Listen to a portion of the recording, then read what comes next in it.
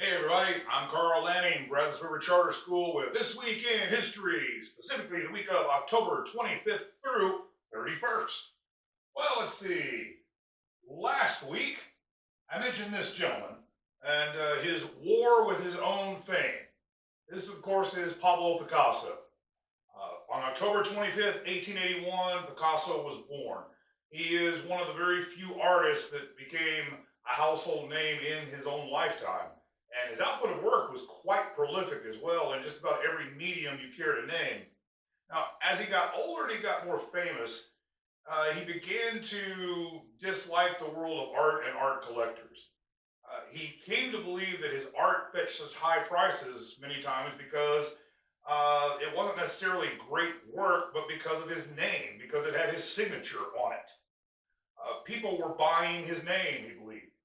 Now, occasionally he would write checks to pay a debt or a bill of some kind, and find that the check was never cashed. Apparently, the person thought that the signature was more valuable than the bill of the debt that he owed. A woman admirer once approached him and asked him if he would draw something on a piece of paper that she produced. He drew a dove of peace. Now, this one is signed. However, the one he gave her, he did not sign.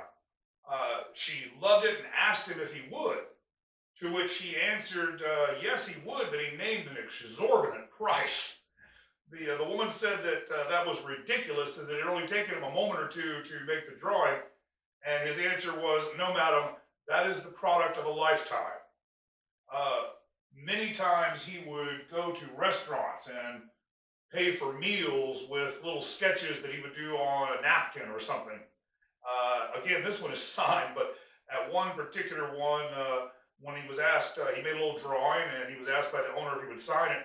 Picasso's answer was, I came to eat, not to buy the restaurant. Apparently, the restaurant owner didn't quite get that one.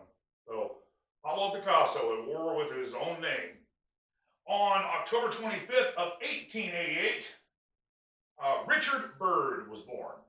Byrd would go on to become one of the most famous and important Antarctic explorers. This man had 3 ticker tape parades given in his honor because of his various feats.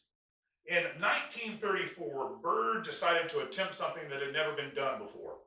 He would spend the winter in the interior of Antarctica. Now, he would man a weather station 123 miles from the main American outpost and do so alone for 6 months. A 9 by 13 by 8 foot high prefabricated hut was buried in the ice, along with 2 chambers connected by tunnels off to the side to store supplies in. The first 2.5 months or so went pretty well.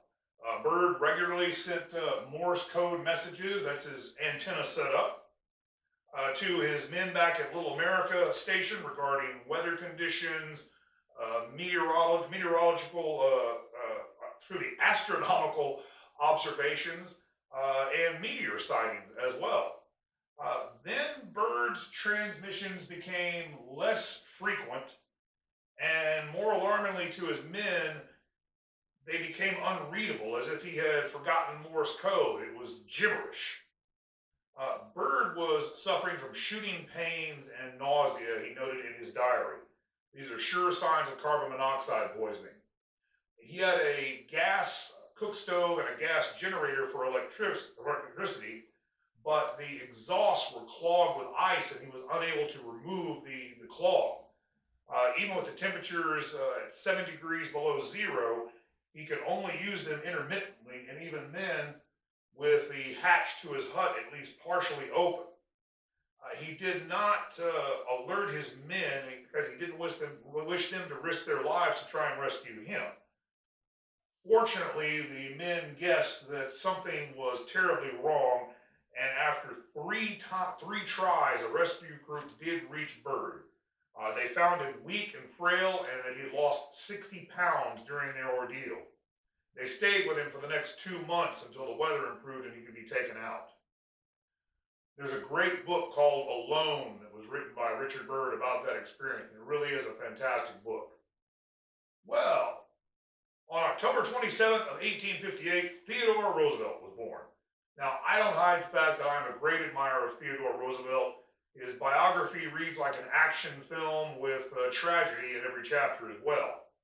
But one of my favorite Roosevelt stories occurred after he left the White House. When World War I broke out, Theodore Roosevelt firmly believed that we should enter the war on the side of the Allies, whereas President Woodrow Wilson wanted to maintain American neutrality.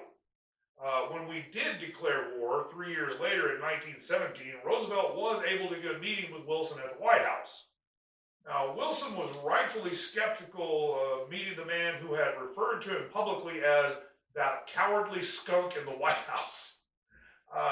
They met, though, over a pitcher of lemonade, and Roosevelt proposed that he should be allowed to raise a group of volunteers to go to France, much as he had done in Cuba with the Rough Riders during the Spanish-American War 20 years earlier.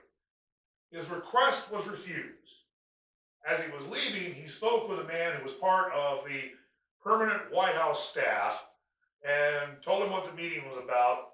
And the staffer laughed and said, Mr. President, if you could guarantee President Wilson you'd get yourself killed over there in France, he might just let you go. So, Woodrow Wilson and TR. Well, that's it for this week, but just to let you know what's coming up. Next week, a very unusual murder witness.